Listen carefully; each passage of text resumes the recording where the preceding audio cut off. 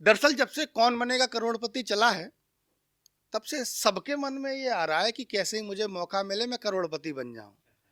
इलाहाबादी आदमी अपने आप में कमाल का ही होता है। नजर भाई को मौका मिल गया अमिताभ जी के सामने हॉट सीट पे बैठने का, तो अमिताभ जी ने सवाल किया उनसे, उन्होंने भी मजे लिए, वो समझ गए वो भी इलाहाबाद के ही हैं, चुनाव उधर से लड़े, तो उन्होंने इलाहाबादी होने के नाते इनसे मजे लिए। बोले एक बात बताओ नजर इलाहाबादी जी, बीबी के पैर दबाना फर्ज है कि मोहब्बत? तो नजर भाई का जवाब सुनना और आनंद लेना। अमिताभ जी ने पूछा कि बीवी के पैर दबाना फर्ज है कि मोहब्बत? नजर भाई बोले अगर मान लो आप जया बच्चन जी के पैर दबा रहे हो तो समझ लो ये फर्ज है, और अगर यही काम रेखा जी के साथ करे तो समझ लो मोहब्बत है। तो ऐसे शानदार हाजिर जवाबी के लिए बहुत प्रसिद्ध हैं भाई पंडित नजर इलाहाबादी जी हमारे बीच में। जोरदार तालियां बजाकर उन्हें आमंत्रित करिए। मित्रों, मैं आप लोगों को ये बताना चाहता हूँ कि मनोज भाई ने मेरे बारे में जो बातें कही वो 100% सही है।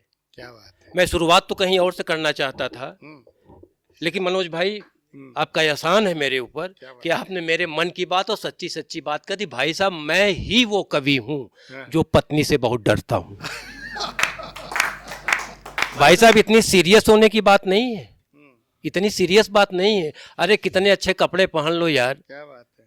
घर पर सबकी वही हालत है जो मेरी है। क्या बात है। आप लोग थोड़ा मन बनाएंगे तो मैं आपको निश्चित रूप से हंसाने गुदगुदाने का प्रयास करूंगा। स्वागत नजर भाई। दिलों के दर्द की कोई टिकिया नहीं होती, और चुभ जाए जो बात वो घटिया नहीं होती। और मुझे मालूम है तमाम घरों की कीमत, मगर वे घर घर नहीं लगते जहां बिटिया नहीं होती।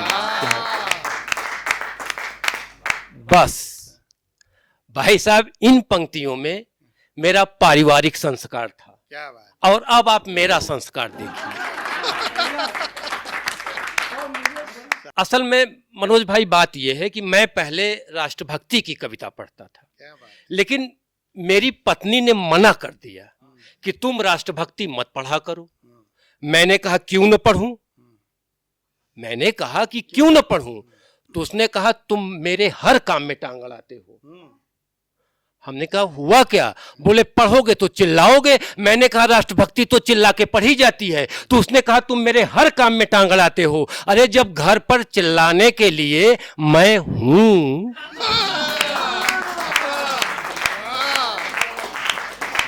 क्या बात है। मैं पत्नी की बात मान गया। तो भैया आप काहे इतने परेशान हो गए? अरे मेरी पत्नी है, मैं नहीं मानूंगा तो क्या आप मानोगे? क्या बात है नजर भाई। भाई साहब, बात सही है कि मैं राष्ट्रभक्ति पढ़ता था, लेकिन मैंने छोड़ा नहीं, थोड़ा तरीका बदल दिया। 4 पंक्तियां मनोज भाई मैं अपनी राष्ट्रभक्ति देता हूं। स्वागत है।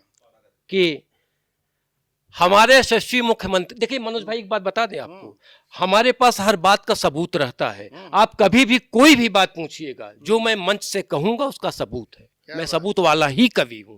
भाई साहब याद करिए, हमारे यशस्वी मुख्यमंत्री जी ने जैसे ही शपथ लिया वैसे ही घोषणा हो गई कि 15 जून तक सारी सड़कें गड्ढा मुक्त हो जाएंगी। अब भाई बड़ा प्रदेश है, बहुत काम है, नहीं हो पाया, वो गड्ढे पाटे का।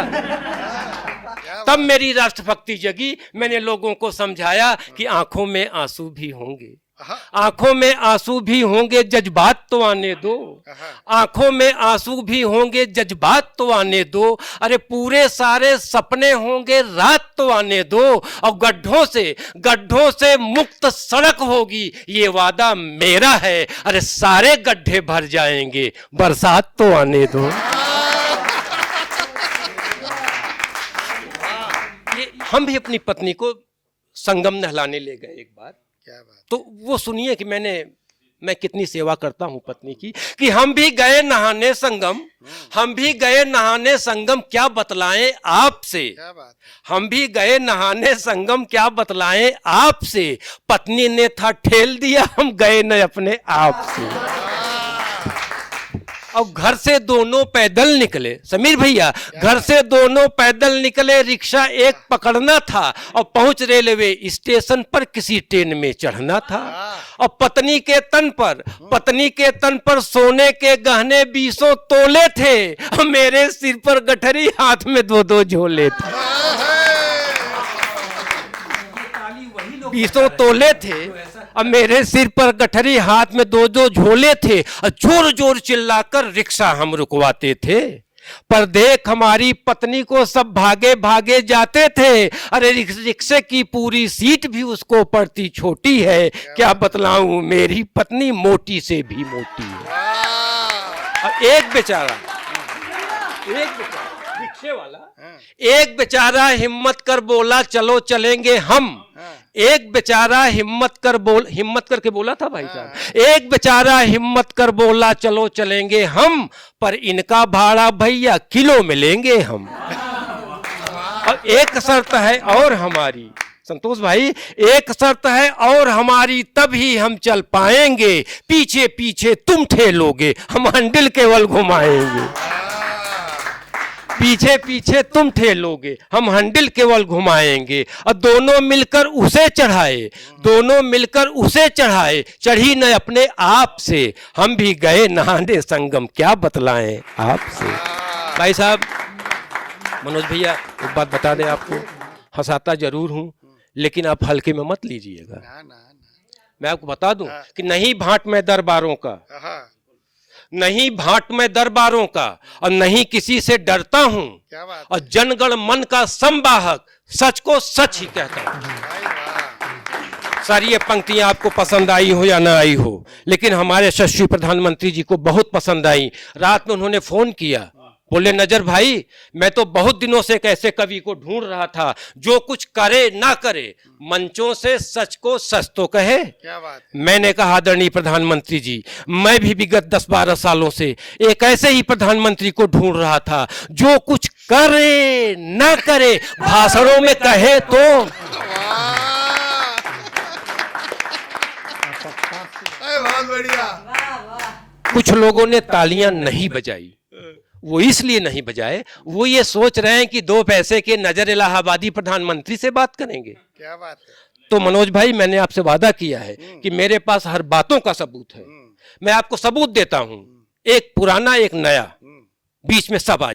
याद करिए मनोज भाई, आप भी 2017 हमारे यशस्वी मुख्यमंत्री की ताजपोशी यानी शपथ ग्रहण समारोह, आप याद करेंगे तो आपको याद आएगा, मंच पर माननीय मुलायम सिंह जी भी थे। क्या बात है। योगी आदित्यनाथ का शपथ ग्रहण होना था, मंच पर माननीय मुलायम सिंह जी भी मौजूद थे। और सभी के यहाँ टीवी है, आप लोग देख भी रहे होंगे कि माननीय मुलायम जी ने आदरणीय मोदी जी के कान में कुछ कहा था।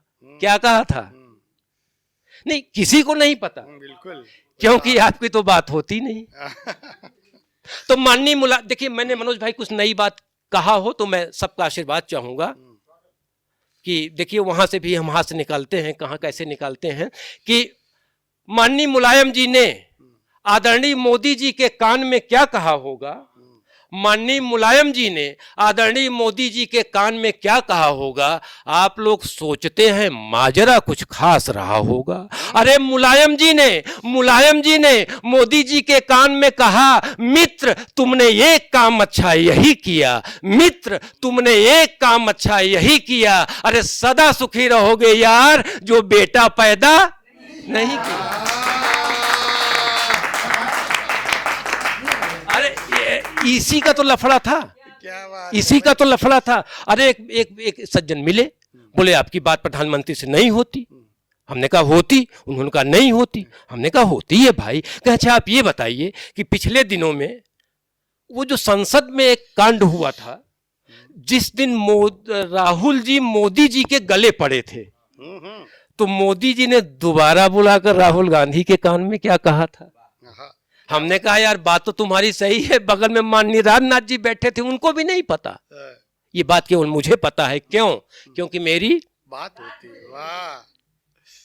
गले पड़ते राहुल से मोदी जी ने जो कहा वो सही बहुत है।